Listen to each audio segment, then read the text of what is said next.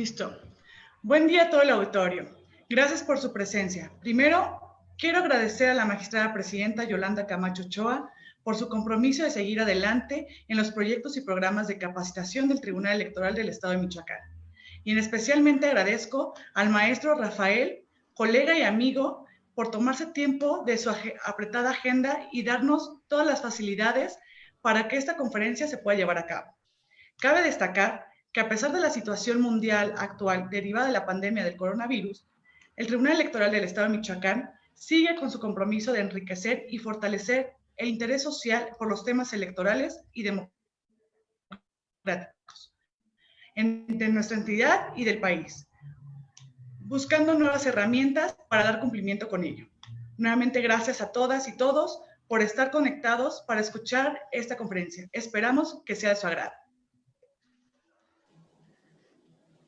Muchas gracias, Mariana, por la introducción. Muy buenos días a todo el auditorio. Muy buenos días también aquí a nuestro ponente, el maestro Rafael Rodríguez Campos. Muchas gracias por la asistencia. Habíamos platicado un momentito antes y pues qué más quisiéramos nosotros que hubiera tenido la oportunidad de acompañarnos de manera presencial, pues en vivo y en directo en nuestra bella ciudad de Morelia. Pero esperemos que sea muy pronto. La invitación de nuevo estará presente y esperando que nos pueda de nuevo acompañar. Pues muy buenos días a todas y a todos. Les agradezco que hayan aceptado nuestra invitación el día de hoy para una actividad en la que hemos innovado en varios sentidos. Uno, utilizaremos la cuenta de Facebook del Tribunal Electoral del Estado de Michoacán para hacerla mucho más accesible a la ciudadanía. Y dos, el ponente que hoy nos acompaña no es mexicano, sino un hermano latinoamericano. Él enriquecerá con su visión y amplia experiencia la temática que hemos propuesto para el día de hoy. Presento a continuación al maestro Rafael Rodríguez Campos. Él es abogado por la Pontificia Universidad Católica del Perú. Cuenta con un título de posgrado y estudio de maestría en Ciencia Política y Gobierno, en Sistema Electoral, Sistema de Partidos y Sistema de Gobierno, en la Escuela de Gobierno y Políticas Públicas de la PUCP. Cuenta con un título de especialista en Justicia Constitucional, Interpretación y Aplicación de la Constitución en la Universidad Castilla-La Mancha, Toledo, España.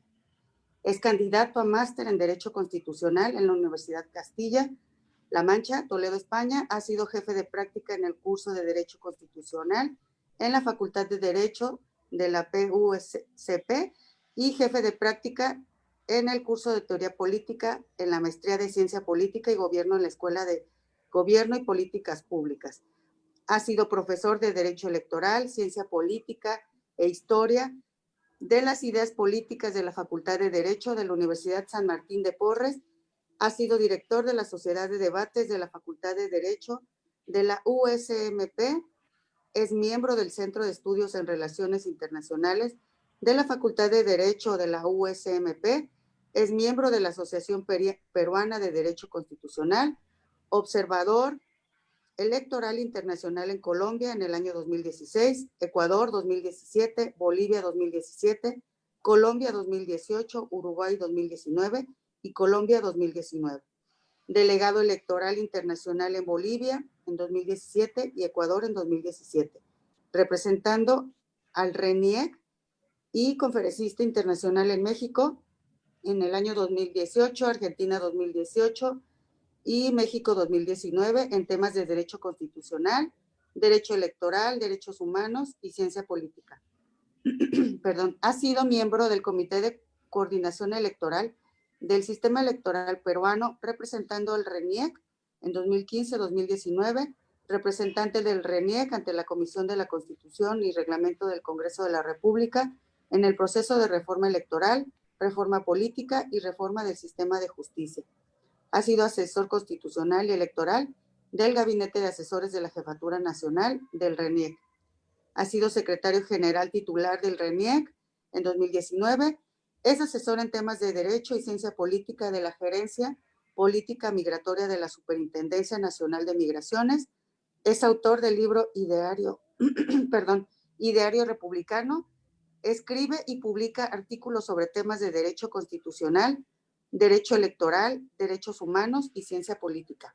Esto en medios especializados y periodísticos. Maestro Campos, muchas gracias por, perdónenme, pero la verdad es que siempre ando un poquito malita de la garganta, se me seca un poco. Muchas gracias por aceptar nuestra invitación y estoy segura de que pues nuestra audiencia estará muy integrada para esta plática tan enriquecedora que tendremos. Muchas gracias y pues espero que todo el auditorio se quede con nosotros para compartir este tema tan interesante. Gracias. Le escuchamos, maestro, adelante. Yo ante todo quisiera agradecerles a ustedes por la invitación y por intermedio de su persona, magistrada, hacerle llegar mi saludo a todos los servidores públicos de su institución, que entiendo, como acá en el Perú, están librando también una importante batalla en el marco de esta lucha contra la COVID-19, que como dice Mariana, si bien es cierto, nos golpea, no debe impedirnos seguir afrontando los retos que los organismos electorales tienen de cara a la consolidación del sistema democrático y, por qué no decirlo, de la consolidación del Estado constitucional también. En esa línea, magistrada, voy a iniciar esta reflexión que he preparado para aproximadamente 60 minutos. Tenía bastante información que quería compartir, pero sé que el tiempo es ingrato, así que voy a centrarme en lo más importante, aunque siempre queda algo en el tintero y quizás lo podamos desarrollar en caso alguna persona tenga bien formular alguna consulta. Reformas políticas electorales en América Latina. Yo quisiera iniciar esta reflexión haciendo un par de anotaciones que he recogido del último libro publicado por el profesor de Ciencia Política Adam Przeworski. Este libro se llama ¿Por qué tomarse la molestia de hacer elecciones? Es un libro publicado el año pasado por la editorial Siglo XXI, para los que se encuentren interesados en revisar el texto. En este libro, Adam Przeworski resume de manera magistral, diría yo, en qué consisten las elecciones. Él dice, elegimos a nuestros gobiernos por medio del voto. Los partidos proponen políticas y presentan candidatos. Nosotros votamos. Según reglas preestablecidas, se declara un ganador. Este ocupa su cargo y el perdedor se va a su casa. A veces hay fallas en el sistema, pero por lo general el proceso funciona sin sobresaltos. Durante unos años, sus integrantes nos gobiernan y luego tenemos la opción de decidir si los prorrogamos en sus cargos durante otro periodo o bien si echamos a esos canallas. Creo que esta es una de las definiciones más logradas en toda la literatura que he revisado sobre en qué consisten las elecciones. Ahora bien, en este libro, ya para entrar en materia, el profesor Przeworski profundiza la reflexión sobre por qué es importante hacer elecciones a partir de ensayar dos respuestas a dos de las preguntas que mayor complejidad presentan tanto para el derecho constitucional como para la ciencia política. La primera de ellas es la siguiente: ¿por qué deberíamos valorar las elecciones como un método para decidir quién o cómo va a gobernarnos? Y la segunda, ¿cuáles son los límites de las elecciones? Sobre lo primero, el profesor Przeworski señala que el mayor valor del mecanismo eleccionario, que en su opinión basta para que lo apreciemos, es que al menos en ciertas condiciones nos permite procesar con relativa libertad y paz civil los conflictos que surgen en la sociedad. En otras palabras, los procesos electorales, cuando son llevados a cabo de manera transparente, cuando son auténticamente competitivos, cuando no generan condiciones de desigualdad entre los actores políticos, previenen la violencia. Al fin y al cabo, dice el profesor Przeworski, las elecciones son eso, son apenas un marco dentro del cual las personas, en cierto modo iguales, en cierto modo efectivas, hasta cierto punto libres, pueden luchar en paz para mejorar el mundo de acuerdo con sus diferentes visiones, valores e intereses. América Latina, ya hace algunas décadas, dio el gran salto. Dejó la lucha política que durante mucho tiempo se libró, como ustedes dicen, a plomazos, o nosotros a balazos, para apostar por una lucha política auténticamente democrática que se lleva a cabo en las urnas, los domingos electorales, como es costumbre en nuestra región. Ahora bien, sobre la segunda pregunta, ¿cuáles son los límites de las elecciones? Y esto es importante señalarlo porque a veces creemos que las elecciones de por sí resuelven los problemas sociales, políticos y económicos de nuestros países.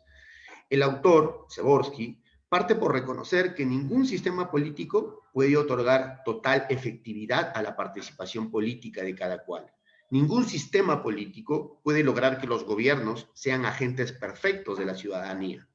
En las sociedades modernas, precisa Przeworski, ningún sistema político puede generar y sostener el grado de equidad económica, por ejemplo, que muchas personas quisieran tener. Y si bien el mantenimiento del orden civil y la no interferencia en la vida privada nunca coexisten de manera sencilla, ningún otro sistema, como la democracia y por ende su procedimiento intrínseco, las elecciones, se acerca más a hacerlo. Yo he creído oportuno, magistrada, compartir ambas reflexiones, pues si reconocemos que la política, de cualquier formato y modalidad, tiene sus límites para configurar y transformar la sociedad, entonces debemos asumir, sobre todo quienes trabajamos o hemos trabajado como parte de los organismos electorales, por ejemplo, tenemos que asumir y reconocer estos problemas. Y ello nos debe servir para dirigir y concentrar nuestros esfuerzos en identificar qué reformas, en este caso políticas y o electorales, son posibles. Esto es relevante porque tanto en el Perú como en México, como en América Latina, muchas de las reformas electorales o políticas no se implementan debido a que ponen en riesgo determinados intereses. Ahora bien, ya para compartir algunos de los hallazgos que he venido encontrando a partir de la revisión de amplia literatura, diría yo, quisiera hacer una precisión de carácter metodológico y bibliográfico. Si bien es cierto, he podido consultar, he podido revisar las investigaciones de diversos autores latinoamericanos, debo decir que la ponencia que hoy día busco compartir con ustedes tiene como origen, si se quiere, tres importantes investigaciones. Ojo, para las personas interesadas, al final de la conferencia puedo compartir con ustedes mi correo electrónico y enviarles estas investigaciones, yo las tengo en PDF. La primera investigación, a partir de la cual he construido toda esta presentación, se llama Reformas Políticas en América Latina, Tendencias y Casos. Es una investigación elaborada por la Secretaría de Asuntos Políticos, ahora llamada Secretaría para el Fortalecimiento de la Democracia, de la Organización de Estados Americanos, OEA. La segunda se llama Las Reformas Electorales en América Latina, 1978 y 2015. Es una investigación elaborada por Flavia Freidenberg, Argentina, y Tomás Dose, de República Checa, especialista en temas electorales latinoamericanos. Y la tercera investigación, que complementa la segunda, se denomina Las Reformas Político-Electorales en América Latina 2015-2018, elaborada también por Flavia Freidenberg, pero en este caso en compañía de Cristian Uribe, mexicano, paisano suyo. Voy a compartir entonces los hallazgos que he podido encontrar a partir de la revisión de esta literatura. Debemos partir señalando que América Latina es la región del mundo que más reformas electorales ha realizado en las últimas 4 décadas. A diferencia de otras regiones en donde las élites políticas han sido conservadoras y resistentes al cambio, los países latinoamericanos han impulsado al menos 265 reformas en sus sistemas electorales entre 1978 y el año 2018. Además, los 23 nuevos cambios en materia político-electoral, muchos de ellos han supuesto reformas electorales a nivel constitucional, realizados entre los años 2015 y 2018, se han focalizado principalmente en corregir los efectos no esperados de las reformas que estos mismos países impulsaron en años anteriores. Y en algunos casos también en ampliar derechos de sectores históricamente subrepresentados. En términos generales, uno podría decir lo siguiente, que los procesos de reforma política electoral en América Latina han sido impulsados de espaldas a la ciudadanía por la dirigencia de los partidos políticos, que los temas de las reformas son similares a los que se impulsaron en el periodo 1978 y el periodo 2015. Es decir, existe una suerte de continuidad entre una primera etapa reformista que va de 1978 al año 2010 y los temas que han vuelto a ser reformados entre el año 2010 y el año 2018, 2019 y 2020. Que los ritmos de la reforma mantienen a los países como fueron clasificados en investigaciones previas. ¿A qué me refiero? México, Perú y Ecuador son los países con sistemas políticos más hiperactivos en materia de reforma. Son los que más han reformado durante todo este tiempo. Y a este grupo de tres, México, Perú y Ecuador, se agrega en el año 2015 y 2018, por la cantidad de reformas impulsadas, República Dominicana. Y también podríamos afirmar que la actual agenda reformista carece de propuestas innovadoras que permitan vislumbrar nuevos caminos para el fortalecimiento de la democracia en la región. En otras palabras, se está reformando sobre los mismos temas. Estas cuatro ideas fuerzas son las que voy a tratar de desarrollar en lo que me resta de tiempo para esta conferencia.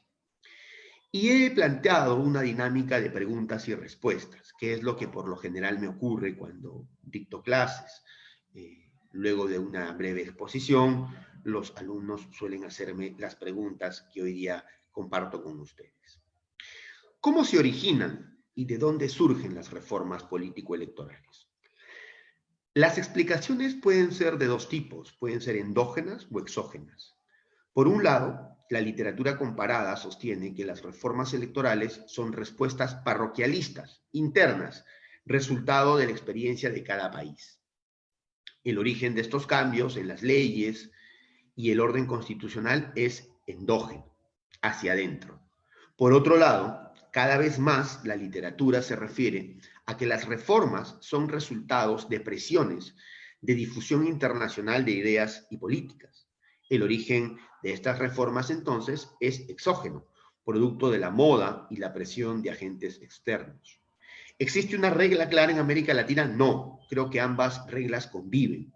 Tenemos reformas que han sido impulsadas por un clamor interno, nacional, y reformas que ciertamente tienen una influencia foránea marcadamente visible.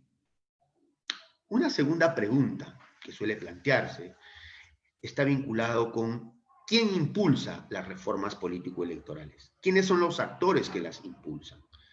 Las respuestas endógenas, hacia adentro, tienen a los partidos políticos y a sus dirigentes como los actores impulsores de las reformas político-electorales, ya sea desde el Poder Ejecutivo, desde el Poder Legislativo o desde las dirigencias partidistas por fuera del ámbito ejecutivo y legislativo. Una gran cantidad de las reformas han sido más bien parches o intercambios entre partidos para satisfacer intereses partidistas, producto de negociaciones entre élites políticas, más que resultado de evaluaciones profundas sobre las debilidades técnicas del sistema electoral. En otras palabras, la regla es que en la mayoría de los casos las reformas que se dan están directamente vinculadas y no condicionadas por el acuerdo, por el consenso de intereses partidarios al interior de la Cámara, cuando son las cámaras legislativas las que impulsan las reformas. Muchas de las reformas buscaron obtener beneficios concretos a favor del partido en el poder, por ejemplo, sujetas a los cambios de la coyuntura, sin pensar en el largo plazo, o fueron el resultado de las presiones políticas de la opinión pública. En otras palabras, uno podría decir que muchas de las reformas político-electorales en América Latina son la respuesta a presiones coyunturales del momento. Vamos a hablar un poco del Poder Ejecutivo como el gran impulsor de las reformas. En el periodo 2015 y 2018, por ejemplo, los partidos impulsaron la mayoría de procesos de reforma político-electoral en la región. En países como Argentina, Colombia y Chile, las reformas fueron promovidas directamente desde el Poder Ejecutivo, a través de sus bancadas legislativas, a fin de sacar adelante proyectos de reforma en materia de igualdad de género, por ejemplo, la eliminación de la reelección presidencial o el rediseño del sistema electoral. El Poder Legislativo, o mejor dicho, los acuerdos partidarios, en otros casos, ¿no es cierto?, se presentan como los grandes impulsores de la reforma. Las reformas fueron producto también de acuerdo entre partidos en el Congreso. Por ejemplo, en Guatemala, los diputados lograron generar consenso para aprobar el voto desde el extranjero, con el fin de que más de 2 millones de guatemaltecos residentes en el extranjero puedan elegir a su presidente y vicepresidente. No obstante, rechazaron una enmienda que buscaba permitir el voto desde el extranjero para legisladores de la lista nacional y del Parlamento Centroamericano. En otras palabras, se les reconoció el derecho de sufragio para las elecciones presidenciales, más no para las elecciones legislativas. Pero también encontramos a otros actores que impulsan las reformas en América Latina. En algunos países, el Perú es un caso, por ejemplo, el Poder Judicial, los medios de comunicación de masas, la ciudadanía, por medio de la presión de la opinión pública, las autoridades electorales, administrativas o jurisdiccionales, las organizaciones regionales e internacionales que promueven determinadas innovaciones en materia electoral y los actores transnacionales han sido impulsores de las reformas. El profesor Gallagher, por ejemplo, incluso se refirió al descontento generalizado de la ciudadanía como uno de los motores del cambio, dado que puede ser descrito como una polilla que socava los cimientos del sistema electoral hasta que consigue reformarlo. En ese sentido, es posible afirmar que la comunidad internacional y los organismos electorales, jueces o funcionarios, tuvieron un papel preponderante al generar recomendaciones o impulsar los procesos de reforma electoral, sobre todo durante el periodo 2015 y 2018.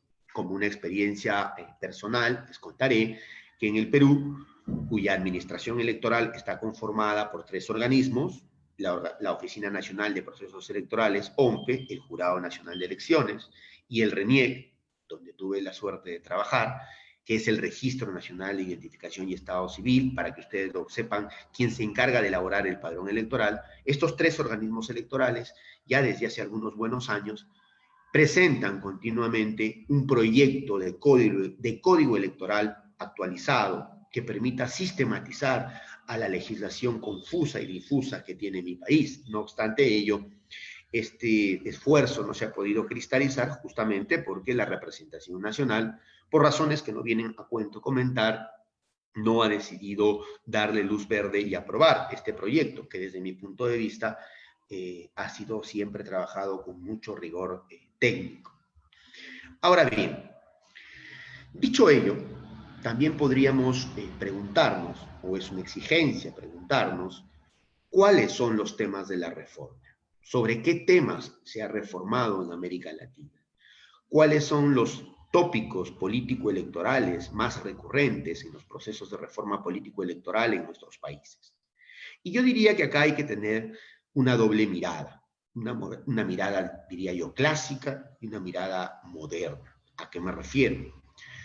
Uno puede identificar que existe un corazón clásico de la reforma electoral, materias que han sido clásicamente, para ser redundante, sometidas a reforma, y otras materias que con el transcurso de los años han venido a incorporarse en el panorama electoral. Entonces, vamos a hablar del corazón clásico de la reforma electoral, los temas de siempre, los temas con los que se inició este proceso en América Latina. Sobre este punto, en las investigaciones referidas, se precisa que la literatura comparada sobre reformas electorales se ha centrado en los elementos que considera más relevantes de un sistema electoral para determinar que una reforma es importante o para establecer que el sistema electoral está siendo reformado. Esos elementos son el principio de representación, la fórmula empleada para asignar escaños, la magnitud de los distritos electorales, el umbral electoral y el tamaño de las cámaras legislativas. lo que suele considerarse, como ya lo adelanté, el corazón del sistema electoral. Ahora bien, existe un corazón electoral moderno, diría yo, porque los países durante los últimos tiempos han mostrado una preocupación por otras materias. En las investigaciones consultadas se advierte que en los últimos años se ha discutido la necesidad de incluir nuevas dimensiones al análisis de los sistemas electorales. Las nuevas dimensiones a incorporar, según lo expuesto en estas investigaciones, están relacionadas con los siguientes temas: el mecanismo de selección de candidaturas, la gobernanza electoral, el financiamiento de las organizaciones políticas, la introducción de medidas de acción afirmativa y o paridad de género, las candidaturas independientes y la ampliación de derechos de participación a connacionales residentes fuera del país, lo que nosotros denominamos el voto de peruanos residentes en el extranjero, o en el caso de ustedes, el voto de mexicanos residentes en el extranjero. Pero una nota que es curiosa para evaluar, por ejemplo, el nivel de compromiso de la ciudadanía y la legitimidad de las reformas, pasa por preguntarnos lo siguiente, ¿no? Si la ciudadanía participa o no en las reformas electorales. Un elemento común que se mantiene presente es que los procesos de reforma electoral continúan haciéndose sin la participación directa de la ciudadanía en la elaboración de los diagnósticos, en la identificación de los problemas y en la manera en que se decide cuál es la forma, cómo estas reformas se implementan. De los 10 países de la región analizados en la investigación de Freidenberg y Uribe, que cubre el periodo 2015-2018, en la mayoría de ellos, las élites partidistas tomaron la decisión del momento de la reforma y del contenido de la misma sin la participación ciudadana. La excepción en ese sentido, en esos 3 años, ha sido el caso de Ecuador, que fue el único país que consultó a la ciudadanía sobre su posición, por ejemplo, frente a la reelección indefinida que había aprobado el presidente Correa. Pese a ello, la movilización ciudadana ha estado presente en el fondo de la discusión reformista de algunos países, particularmente en cuanto a la reivindicación de derechos políticos de los grupos subrepresentados. Por ejemplo, está la discusión, la polémica abierta sobre el proyecto de igualdad de género en Argentina, también el proyecto de igualdad y paridad y alternancia en la confección de las listas parlamentarias en el Perú, ¿no? Como se recuerda, en Argentina, esta discusión se dio en el contexto de amplias movilizaciones de mujeres que reclamaban el cese de los feminicidios y criticaban la escasa participación femenina en el gabinete del presidente Mauricio Macri. Ahora, una pregunta también interesante que deberíamos de formularnos es si en América Latina los países aprenden del vecino. Es decir, si en el Perú, cuando nos embarcamos en el proceso de reforma electoral, tomamos en consideración la experiencia de nuestros vecinos para ver si es que determinadas políticas o determinadas reformas funcionan o no funcionan. Una de las evidencias más claras que han sido identificadas o que ha sido identificada en estas investigaciones, sobre todo en las de Flavia Freidenberg con Dossen y con Uribe, es que las élites latinoamericanas y la ciudadanía hacen poco caso a lo que ocurre en otros países de la región. Según lo expuesto en estas investigaciones, es el hecho de copiar reformas sin atender las consecuencias negativas que éstas generan. Es un copiar por copiar. Es un copiar creyendo que las instituciones que funcionan en otro país van a funcionar en el nuestro. Es un poco desconocer lo que el reconocido politólogo y especialista en temas electorales Dieter Nolen advierte cuando hace alusión a que no existen sistemas electorales perfectos, que la diferencia entre un sistema electoral y otro lo hace el contexto. En cambio, en América Latina pareciera que nuestros países están acostumbrados a importar instituciones o reformas, en este caso, sin haber hecho un adecuado análisis sobre si éstas se ajustan o no a la realidad o al contexto latinoamericano. Un ejemplo claro, expuesto en estas investigaciones, está vinculado con las reformas vinculadas, valga la redundancia, al voto preferencial, con el objetivo de quitarle el poder de oferta a los partidos. las experiencias negativas relacionadas con el voto preferencial en países como Ecuador, donde se hiperfragmentó la oferta partidista, ocasionando el colapso del sistema de partidos. Lo mismo ocurrió en mi país, en Perú. No ha servido de lección para que otros países, como por ejemplo El Salvador en 2013 o Honduras en 2015, realicen reformas en ese mismo sentido, sin evaluar lo perniciosas que resultaron en otras latitudes. Quizás los salvadoreños se hubiesen ahorrado muchos problemas si le hubieran dado una mirada a lo que ocurre en Ecuador, como ya dije, o lo que ha ocurrido en el Perú.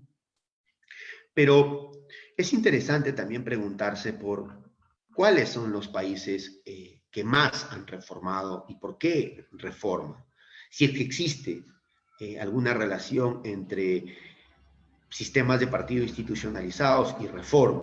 Porque muchas veces se cree que los países que más reforman son los países cuyos partidos carecen de institucionalidad. Bueno, la respuesta es no, ya que por un lado encontramos países con baja institucionalización de las organizaciones partidistas como Perú y Ecuador, pero que al mismo tiempo muestran un alto nivel de reformismo, mientras que un país como Guatemala, con los partidos menos institucionalizados de la región, evidencia un reformismo limitado. En otras palabras, Guatemala, siendo el menos institucionalizado o teniendo un sistema de partidos de los menos institucionalizados de la región, es al mismo tiempo un país que reforma y reforma muy poco. Por otro lado, Uruguay, con partidos políticos muy institucionalizados, históricos, centenarios, diría yo, el Partido Colorado, el Partido Nacional, y hace unos 30 años el posicionamiento al Frente Amplio, tienen menores niveles de activismo reformista, mientras que otro país como México, considerado de organizaciones políticas partidistas institucionalizadas, tienen niveles de reformismo tan altos como Perú, que es uno de los casos de hiperactivismo reformista, mi país. Tampoco parecen entonces asociados a los niveles de la calidad de la democracia. Los casos con pocas reformas, Uruguay por un lado y Paraguay por el otro, tienen niveles de desarrollo institucional y calidad de la democracia muy disímiles, por lo que no puede asociarse unas variables con las otras. Es decir, si nos fijamos en los niveles de democracia o satisfacción de la democracia en Uruguay con Paraguay, son indicadores absolutamente disímiles. No obstante, son países poco reformistas.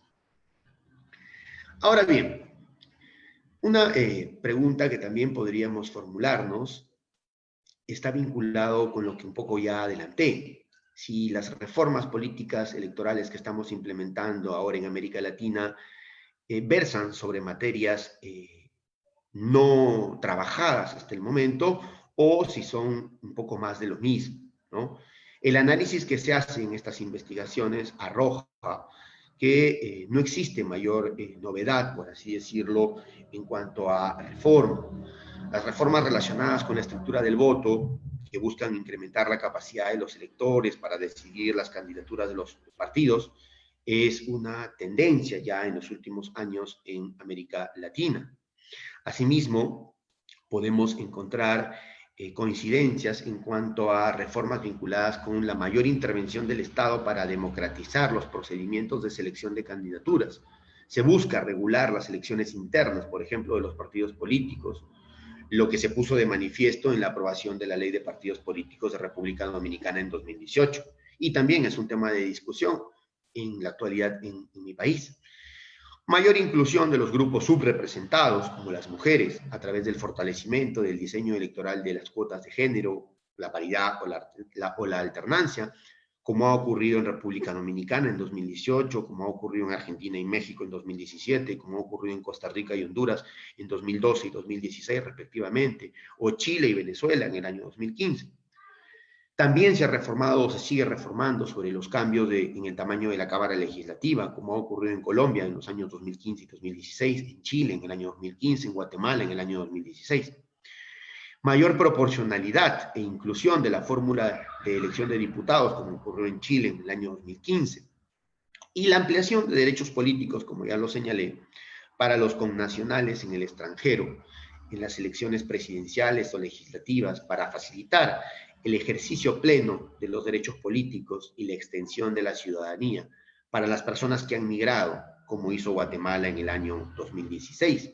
Y como también se viene discutiendo en mi país. En mi país, los peruanos residentes en el extranjero votan, sí, para las elecciones generales, presidenciales y parlamentarias, pero lo que se está discutiendo ahora es la creación de un distrito electoral propio para ellos, para los peruanos residentes en el extranjero, porque actualmente los peruanos residentes en el extranjero eligen candidatos dentro del número de candidatos que le han sido otorgados a Lima, a la capital del Perú, ¿no? Y en esa medida, pues Lima se encuentra subrepresentada y ellos también.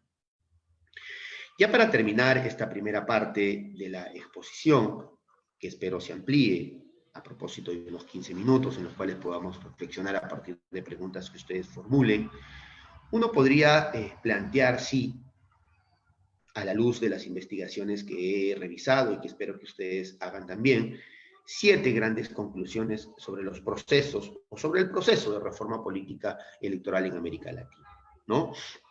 Existe, como primera conclusión, una contradicción entre reformas político-electorales en América Latina. Por un lado, tenemos reformas que apuntan a ampliar la representación, a promover la participación política de los ciudadanos, sobre todo de los grupos históricamente discriminados o excluidos del proceso político, y al mismo tiempo tenemos reformas que buscan consolidar o concentrar el poder político y lo que Carlos Santiago Nino denominó el hiperpresidencialismo. Una segunda conclusión, diría yo, es que las reformas que se han sucedido de manera intensa en los países de la región durante 1978 y el año 2010-2015 se han mantenido también en el año 2015 hasta el año 2020. Esto da cuenta de cómo, del modo en que las élites conciben la relevancia del cambio institucional como una vía de transformación del orden político. En otras palabras, tenemos una creencia muy, por así decirlo, neoinstitucional, bajo la cual el cambio de reglas transforma la realidad, y eso no necesariamente es así. No todos los problemas políticos se resuelven a partir de una fórmula jurídica, que pasa por reformar constituciones o legislaciones electorales, ¿no? También podríamos afirmar como una tercera conclusión que muchas de las reformas que se vienen realizando durante los últimos años, 5 años por ejemplo, se han focalizado en corregir los efectos negativos, no esperados, de los cambios institucionales que se realizaron en años anteriores. Ahí tenemos el caso, por ejemplo, de Costa Rica respecto a la introducción de acciones afirmativas, y tenemos también el caso peruano, ¿no? Actualmente, o el año pasado, a partir del año 2018, en el Perú se inició un proceso de reforma electoral importante, en el cual, por ejemplo, se trató de corregir algunos efectos perniciosos de reformas que se habían llevado a cabo en el año 2016, meses anteriores a la elección presidencial del año 2016, vinculados con el financiamiento de las organizaciones políticas, los requisitos para la cancelación e inscripción de candidaturas o de partidos políticos, entre otras materias, ¿no? Estas investigaciones, esta es una cuarta conclusión, también nos permiten sostener que los procesos políticos electorales de reforma han sido impulsados por las élites de los partidos políticos, sin la participación activa de la ciudadanía. La mayoría de los países han generado procesos elitistas, sin que incluyeran de manera directa las opiniones de la mayoría de la ciudadanía en el diagnóstico, la elaboración y mucho menos en la implementación de las reformas. El estudio de los casos que se realizan en estas investigaciones, especialmente el que se realiza en el caso del libro Reforma Política en América Latina, Tendencias y Casos, de la OEA, permiten sostener que los ritmos de la reforma en los países de la región mantienen la misma dinámica que se ha identificado en investigaciones previas, ¿no? Los datos muestran, ya lo dije, que México, Perú y Ecuador continúan siendo los sistemas hiperactivos en materia de reforma, y a cuya lista se ha incorporado, ya lo señalé también, la República Dominicana. También resulta evidente que la actual agenda reformista carece de propuestas innovadoras, de nuevos temas, enfoques, estrategias que permitan vislumbrar nuevos cambios para el fortalecimiento de la democracia en la región. Por ejemplo, una reforma que parece ausente en casi todas las experiencias latinoamericanas, o en todo caso, que no tiene la importancia que debería, está vinculado con todo lo que se denomina la democracia digital o la digitalización de la democracia, ¿no? O la democracia 2.0. El estudio de los casos de investigación que se han expuesto en estos 3 documentos que he comentado permiten dar cuenta de cómo diferentes niveles de reformismo se encuentran más relacionados con los intereses de corto plazo de los actores políticos, las coyunturas políticas en los respectivos países y los patrones de difusión de las reformas en la región. En otras palabras, muy pocas reformas responden a un análisis profundo de las debilidades o deficiencias de los sistemas electorales, del sistema de partidos o del sistema de gobierno. La mayoría de ellas son respuestas, como ya lo dije, a problemas políticos coyunturales. Un clamor ciudadano que pretende ser resuelto o que pretende ser atendido a partir de una reforma constitucional o legal que verse sobre el sistema político electoral.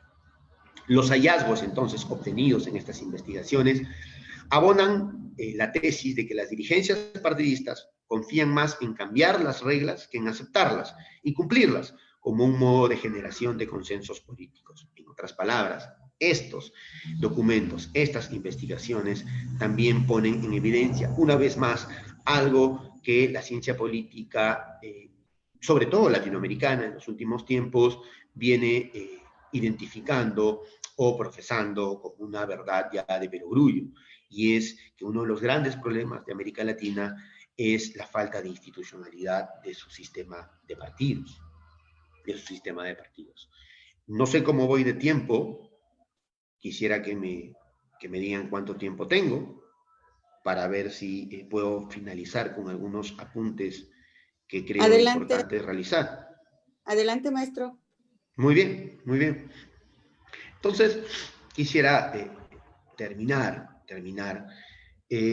planteando 5 grandes ideas o 5 grandes tendencias sobre las reformas político-electorales en América Latina, tomando como referencia un poco lo que en su momento planteó el profesor Kevin Casas Zamora, ¿no?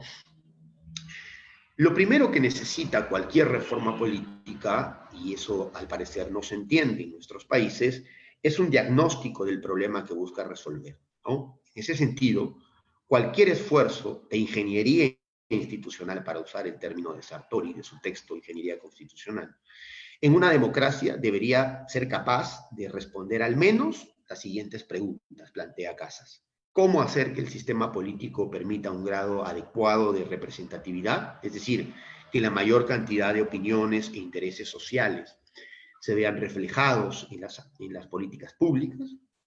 ¿Cómo asegurar que las instituciones políticas tengan la capacidad de responder con eficacia a las demandas sociales? ¿Cómo asegurar que el sistema político tenga válvulas de escape institucionales ante la crisis? ¿Y cómo asegurar que la arquitectura del sistema político sea estable, pero corregible si empieza a mostrar vicios o desajustes con la realidad? Creo que esas preguntas han estado ausentes en los procesos de reforma política en muchos de nuestros países. Muchas de las reformas, esta es una segunda tendencia, políticas electorales que se hacen en Latinoamérica, son una especie de colcha de retazos anexados en forma contradictoria, plantea Casas, ¿no?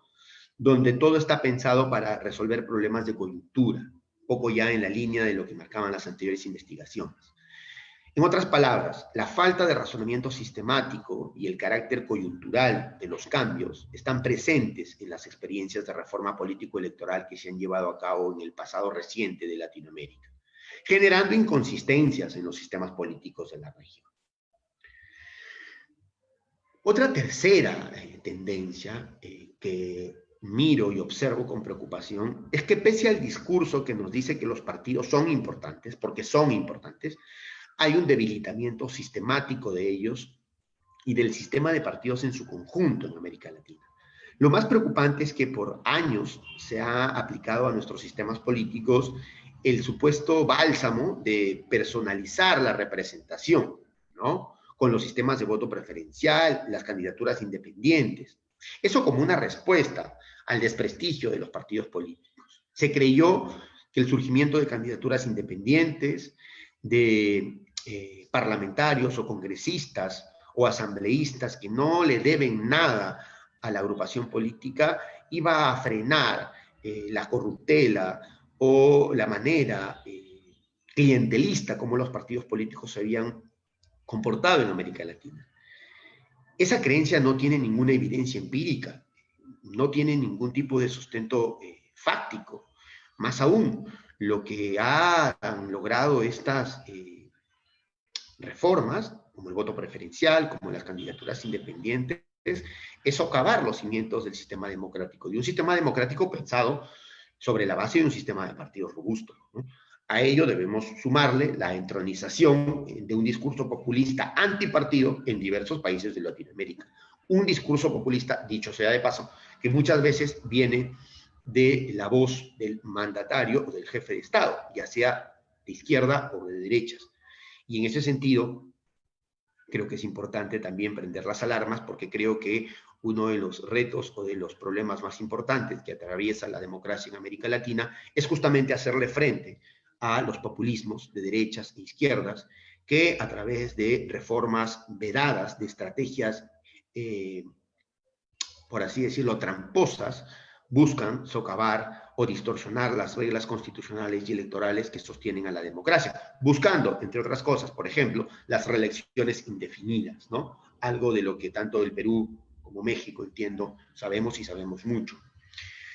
Una cuarta tendencia está vinculada no solo con el sistema electoral, sino también con el sistema de gobierno, ¿no? La ciencia política en Latinoamérica, a partir de trabajos que en su momento fueron realizados por especialistas anglosajones u europeos, se dio el trabajo de advertir que la mezcla del sistema presidencial con sistemas de partidos fragmentados era problemática para la democracia en América Latina y al parecer no hemos hecho mucho para resolverlo.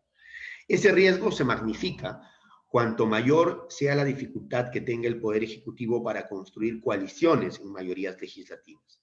La advertencia de los politólogos que durante tanto tiempo en diversos espacios y a partir de diferentes escuelas, como por ejemplo Juan Lins, que en su momento advertía sobre esta problemática situación en América Latina, no era vana, era una advertencia que tenía sustento.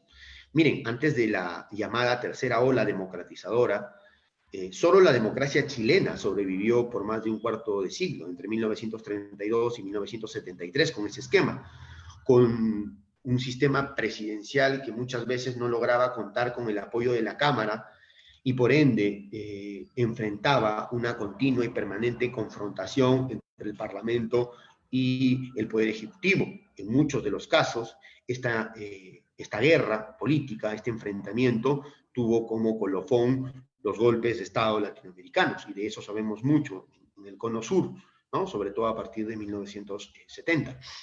En todos los demás casos, el resultado fue el colapso de la democracia, como ya lo he señalado. Los interesados en este tema también pueden consultar, por ejemplo, el último libro publicado por Levitsky y Daniel Ziblatt, que se llama Cómo mueren las democracias, ¿no? Y finalmente, debo decir que toda reforma política electoral tiene límites, ¿no? Siguiendo un poco la línea de Przeworski, de O'Donnell, de Roberto Gargarella. Eso quiere decir que si bien las instituciones son importantes, si bien las reglas institucionales son importantes y moldean el comportamiento de los actores políticos y de la sociedad, creer que para cada conflicto y para cada problema político hay un remedio institucional que pasa por cambiar reglas constitucionales o reglas electorales es una, como dice Casas, sofisticada forma de alucinación, ¿no? ¿Por qué? Porque muy a contrario de lo que puedan creer mis colegas abogados, y a veces ese es el problema, que muchos abogados nos metemos a ver temas electorales o de reforma desconociendo criterios mínimos de ciencia política o de sociología política, ¿no? Tenemos que reconocer los abogados y quienes tienen una mirada estrictamente institucionalista que existen conflictos anclados en factores prepolíticos, como los clivajes étnicos o religiosos, que son muy difíciles de responder a partir de cambios en el diseño institucional. Del mismo modo, los reformadores deben saber que los cambios institucionales rara vez resuelven problemas derivados de la cultura política. Por ejemplo, la desconfianza, la mala fe de los actores, el patrimonialismo, el clientelismo, la vocación autoritaria, los caudillismos presentes en América Latina a partir de experiencias de larga data de líderes populistas antipartido, han generado problemas que no van a ser resueltos ni hoy, ni mañana, ni nunca, única y exclusivamente a través del cambio en las reglas electorales o en las reglas políticas de nuestros países, si entendemos por cambio reformas de carácter constitucional o legal. Con esto yo cierro mi participación y en todo caso quedo llano a las preguntas que tengan a bien formularme.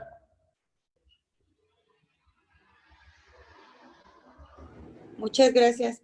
Permítame tantitito.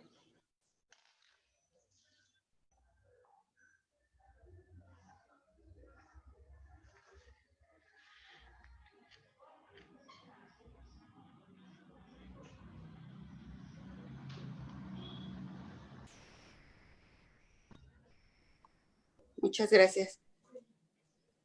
Pues maestro, me parece muy interesante esta disociación que nos comenta entre el afán reformista de diversos modelos democráticos, porque pues esto es una opinión generalizada que yo me he encontrado frecuentemente, el pensar que la necesidad de reformas dan cuenta en la mayoría de los casos de sistemas políticos débiles. Pero entonces yo le preguntaría su opinión respecto al hecho que parece ocurrir en varios países latinoamericanos. Cada proceso electoral evidencia la necesidad de reformas electorales y en todo caso las reformas político-electorales frecuentes fortalecen las decisiones, fortalecen a las instituciones o a la ciudadanía. Yo creo que a partir de las investigaciones que he podido revisar, de la experiencia que he tenido como funcionario electoral y como observador electoral en otros países, creo que teniendo una perspectiva, por así decirlo, optimista, ¿no?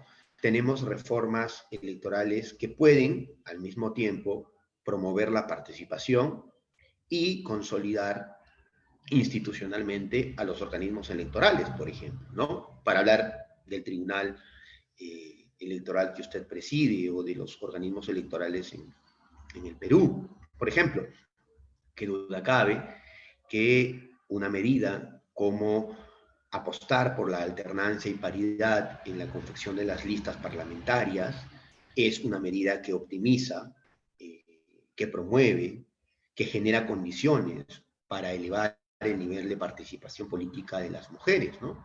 Ello teniendo en cuenta que la participación política de las mujeres enfrenta variables históricamente complejas, pues han sido históricamente discriminadas y porque existe toda una estructura, un aparato que hace que los hombres podamos competir en mejores condiciones que ustedes.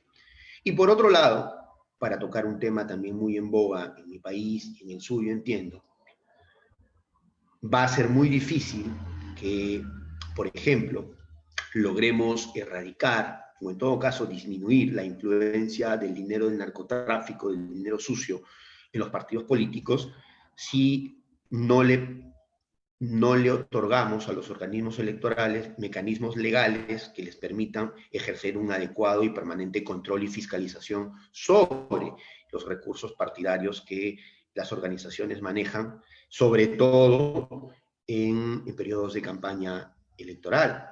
Existen países, el mío entre ellos, en donde los recursos económicos que se invierten, por ejemplo, en una campaña electoral, teniendo en cuenta lo que cuesta la campaña o los spots publicitarios en televisión, ¿no? Son cifras realmente astronómicas. Y uno no se logra explicar cómo quienes hacen una campaña electoral de este tipo luego declaran que han invertido muy pocos recursos económicos, como que existe una abierta contradicción entre lo que se ve y lo que se declara, ¿no? Y para ello es importante fortalecer no solamente a los a los organismos electorales, también a las unidades de inteligencia financiera, por ejemplo, en nuestros países, que sean capaces de identificar estos movimientos extraños, por usar una palabra, de dinero en el contexto de campañas políticas y al interior de los partidos.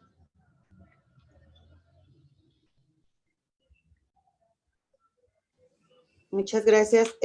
Pues no quiero dejar pasar la ocasión para conocer su opinión sobre nuestro México. La mirada externa pues suele ser mucho más objetiva, así que me gustaría saber cómo ve usted el momento actual de nuestro país, pues de cara a uno de los procesos electorales más decisivos de nuestra historia. Es una pregunta bastante compleja y difícil, sobre todo por el cariño que le tengo al país. Tengo muchos amigos allí, pero voy a marcar, creo, 3 líneas de razonamiento que un poco siempre me han acompañado, ¿no? Yo desde que leí El laberinto de la soledad de Octavio Paz, eh, me quedé evidentemente impresionado por la similitud cultural, folclórica, que existe entre su país y el mío, ¿no? Compartimos cosas buenas, pero también cosas muy malas, y muy malas para la salud de la democracia. Creo que no es posible entender, por ejemplo, la democracia mexicana sin hacer una revisión a los 70 años de gobierno del PRI. Eso que Mario Vargas Llosa denominó la dictadura perfecta, ¿no? ¿Y ello por qué? Porque si entendemos que la democracia es también una forma de vida, uno se acostumbra a vivir en democracia, valga la redundancia, viviendo en democracia, ¿no? No sé hasta qué punto un país que tuvo a un partido de gobierno ejerciendo la magistratura durante 70 años de manera ininterrumpida puede exigir ahora que las instituciones democráticas sean absolutamente fuertes, que sea un país plural, en donde todas las libertades y los derechos sean respetados, en un marco de tolerancia y pluralismo abierto, ¿no? Abierto. Otro elemento que es fundamental analizar cuando uno se acerca a la democracia mexicana es entender lo difícil que le resulta para una democracia convivir con el narcotráfico. Qué duda cabe que el poder del narcotráfico en México socava las instituciones y petardea los cimientos del Estado constitucional mexicano. Mientras no se resuelva o mientras no se adopten medidas que permitan reducir el poder del narcotráfico en México y en la región, mi país también es parte del corredor de la droga, ¿no? Junto a México, Colombia, Bolivia, creo que va a ser muy difícil consolidar el sistema democrático. Y finalmente, un poco asociado a lo que acabo de señalar, otro tema pendiente de la democracia mexicana como la latinoamericana es la lucha contra la corrupción, que viene asociada justamente con negocios ilícitos como el narcotráfico, pero no solamente el narcotráfico, ¿no? Y por último, y un poco en la línea de lo que conversábamos con Mariana antes de dar inicio a la conferencia, decir que es muy difícil consolidar instituciones democráticas y constitucionales en contextos de desigualdad profunda como la que presenta nuestra región, ¿no? No olvidemos que América Latina no puede revisar la última resolución de la Comisión Interamericana de Derechos Humanos denominada Pandemia y Derechos Humanos en las Américas, es la región más desigual del mundo, ¿no? Entonces, con índices de corrupción, con un poder del narcotráfico tan grande, con índices de desigualdad tan profundos, es muy difícil consolidar sistemas democráticos. No obstante ello, que duda cabe, el sistema electoral, los organismos electorales mexicanos tienen una presencia importante, un reconocido prestigio a nivel regional. Tengo muy buenos amigos trabajando en el sistema electoral mexicano. Entiendo que ahora están próximos a elegir a nuevos miembros y lo importante en todo caso es garantizar la independencia de estas personas que lleguen al máximo tribunal electoral de su país, ¿no? Muchas gracias. Pues creo que tenemos todavía algunas más preguntas de parte del auditorio, pero se las haremos llegar por cuestión de tiempo a su correo, si nos hace el favor, de verdad, pues Le agradezco muchísimo, maestro, la enriquecedora plática, esta enriquecedora experiencia también. Pues salta a la vista su gran rigor metodológico.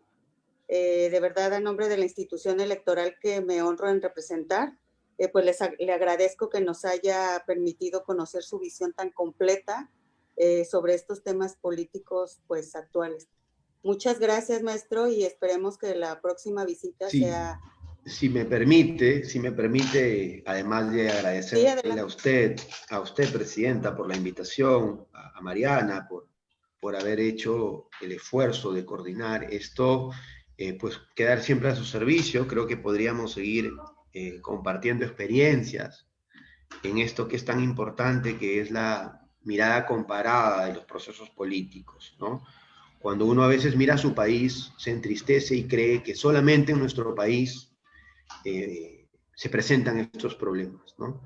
Y como decimos en el Perú, en todo país se cuecen habas, ¿no? Aquí también decimos lo mismo. A veces con mucha carga negativa decimos que en el Perú lo único que falta es que llueva para arriba, que todo nos ha pasado, pero en realidad los problemas latinoamericanos son compartidos, ¿no?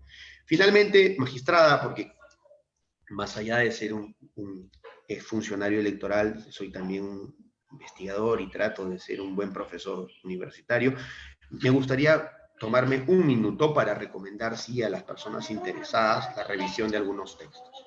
Cité a Cebosky, y es este, en México seguramente lo van a encontrar. ¿Por qué tomarse la molestia de hacer elecciones? Creo que cualquier funcionario electoral también debería revisar este texto.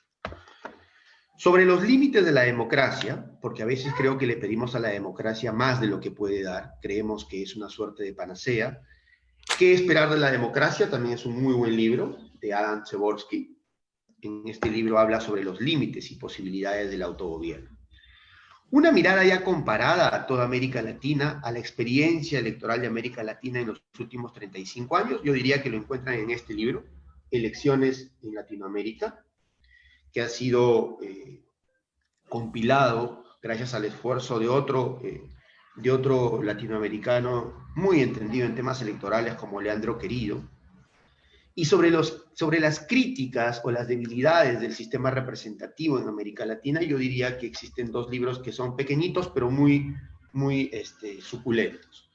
Las críticas al fundamento del sistema representativo, de Roberto Gargarella, y las crisis de la representación política, de Roberto Gargarella también.